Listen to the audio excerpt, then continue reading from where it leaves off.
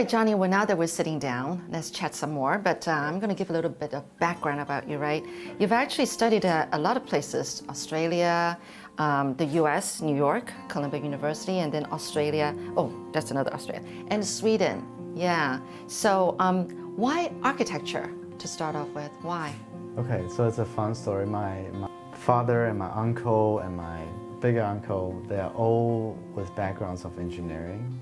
And so I used to hear these engineering stories about how they built buildings. And when I was 16 years old, they told me a story about designing a stadium using a big watermelon. So they bought this huge watermelon and started to slice up the watermelon in different angles. So 90 degrees, 45, 60, and 30 degrees. And then they take it all apart and then try to put it back in to figure out the structures of the big stadium. And I was like, oh my God, so interesting. How can you design something so big and so fun at the same time? And so that story really inspired me to become an architect. So ever since 16, I've been very, very passionate about designs and architectures. And so all my career path was following that direction. Okay. Were you great at drawing when you were a little kid? You loved drawing and everything? Art, colors, and all that kind of stuff? Yes? I don't think I was like just jumping in, drawing everywhere. I know I take a lot of photos and being interested in different compositions and materiality and details. But it was always, as far as I remember, it was always that one story that gets me, wow, like, yes, that's what I want to do. Oh, you mean the watermelon story? Yeah, the watermelon story. Oh, okay. Yeah. All right. Well, so what's it like doing architecture? You think you have to be always very creative. You have to always think of ideas that nobody else has thought of. Is that what architecture is about, or / interior designing is all about? And you get a lot of sleepless nights. Yeah. Is that what it's all about? Because that's how people who are not in the know, that's what we think about architecture. Yeah. That's what we think about interior designing. I mean, we're always amazed, like, how do people come with such great ideas? I don't think I'm built for that. That's what I'm thinking. It takes a lot of hard work and compromises. Compromises? Yeah, because you always try to push the idea out like 200%, but because of practicality and reality and maybe budget and timeline, so you always find your middle ground in between. But I know my mom really wanted me to do accounting or computer science when I was like trying to pick a topic or a degree for my university.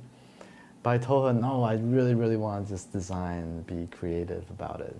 So eventually I just jump in. But yes, in university it's a lot of sleepless nights, and because you're never finishing idea, it's always progressive. So unless you keep practicing and you focus on all the details, otherwise it's very, very hard to become a great architect. So architecture and interior design is about fulfilling other people's dreams, actually. And each of my clients, I really try to sit down with them and really understand what's their motivation or their passion or their dream. What do they want to do with their life, and how can this space or their house or this huge budget they're putting into this project, what it is that drives them to have this idea. And I'm just trying to shape their idea into something that they can see and experience. So that's for me my definition of architecture, that I'm only a tool to help them visualize something they may be very unconscious of. And so architecture for me is more about listening and about turning their voice into something they can see. Interesting. Okay. So do you think that people seem to have a lot of ideas these days compared to in the past, maybe like 10 or 20 years ago? People are filled with a lot more ideas, not just like, hey, Johnny, I've got this building, design it. Are people getting more and more, I don't know, creative in their minds? There's two types of clients. One is with a lot of Instagram photos. They go, oh, I want this, this, this. But I think that's normal, because now with the media so fast, it's very easy. But when, like in the old days, when there's no Instagram and just magazine, they would just sit down with you and they just talk with you. And then, so we're trying to visualize that and bring it onto the drawing boards and then show them. So it was, no, both is good because right now it's the design obviously works much faster with all the. Oh, you mean with like computer? With computer 3D graphics. So 3D. The bad thing is about when you shorten the amount of time to design, sometimes it's not as easy to be creative because creativity for me it needs research and detailing and experience. So, and also the shortening of the time means the devaluing of design itself. So that's the I don't know. That's the hard truth about designing in Asia. So when you're mentioning, I have the oldest backgrounds in the West. In the West, architecture it's more permanent. They talk about architecture as this idea of timelessness. In Asia, the idea is more about commercialization, and also this temporality to the design. Yeah, so we just have to get around to this idea when you're designing in Asia, then you'll be fine. Let's talk about some of your works, like Happier Café, which actually got an award, right? Yeah. How did that come about? What was the whole idea? I mean, the client, they gave you the idea that they want a cafe. What's with Happier Café, or what they wanted to use that space for? But it involved a lot of rolls of paper inside, and because I actually did an interview there with the person who was running the place then. I hope you like the space. I did. It's something so out of the ordinary. Yeah. So what's with that?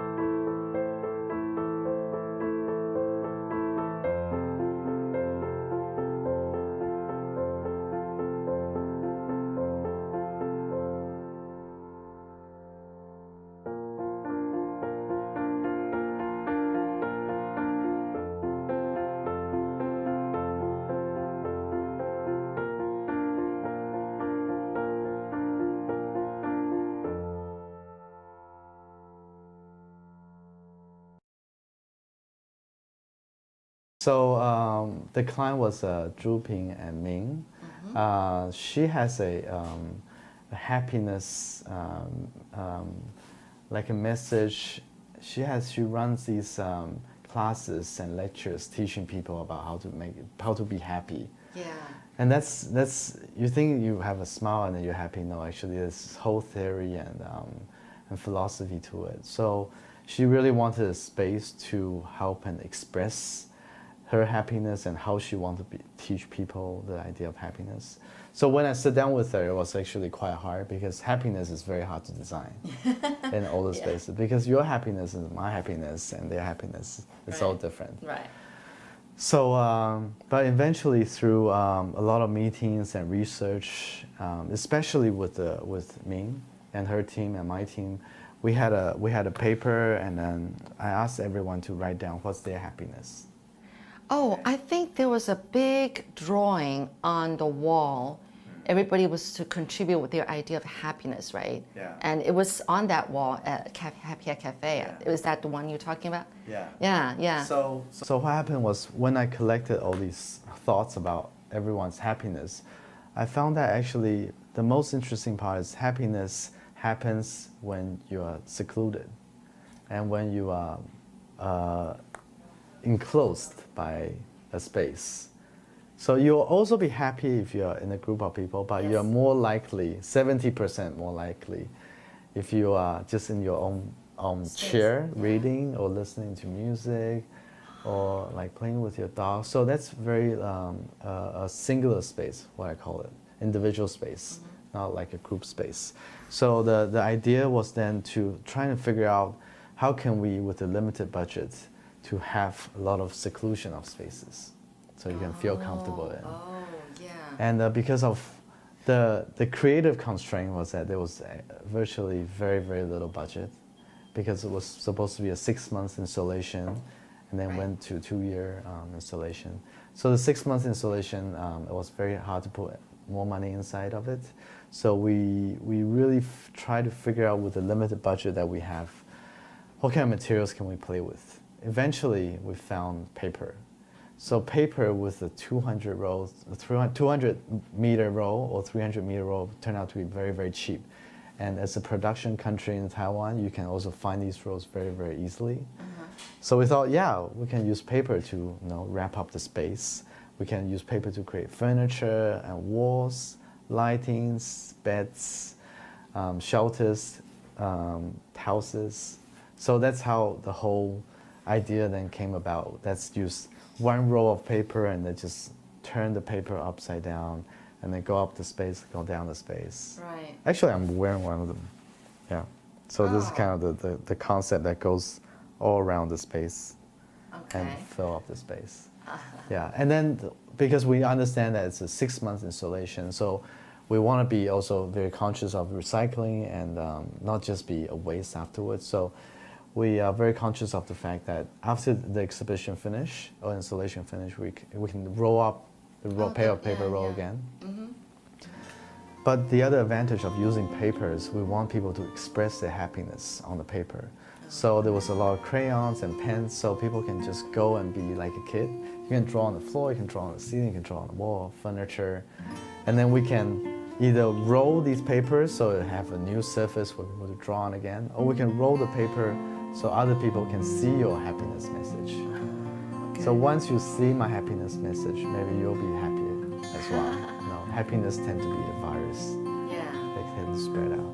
And then so the big idea was to, after the 6 months, we can roll up these paper again with all the happiness message and then ship to another country or another city.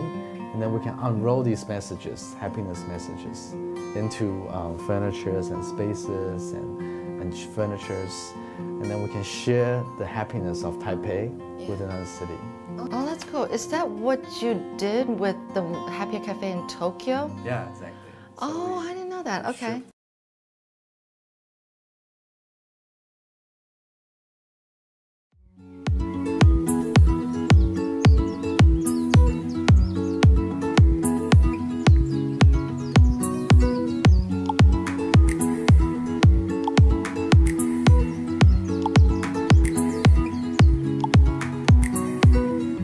It's been years since we carved our names on a clock tower door before everything changed.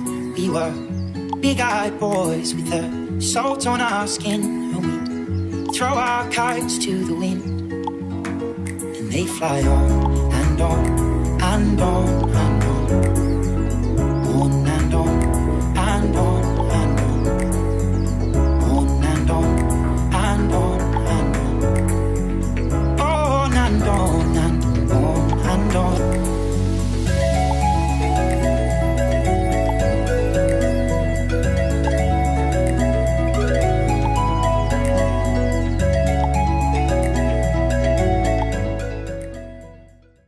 Ship our happiness message over, and we also allow their Tokyo Japanese people to write and paint and draw different things. So it becomes a very interactive part of two cultures coming together. So it was very fun. So what's the next stop after Tokyo then? I hope through your program, there's other countries who might invite us. All right.